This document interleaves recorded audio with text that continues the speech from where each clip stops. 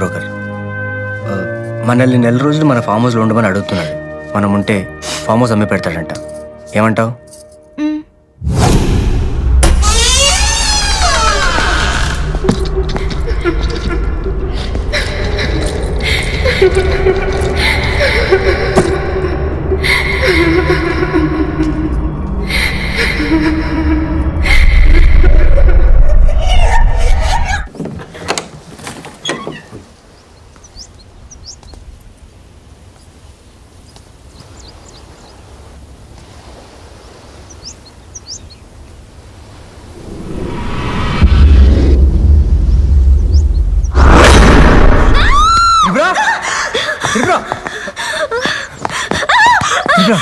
ఏమైంది?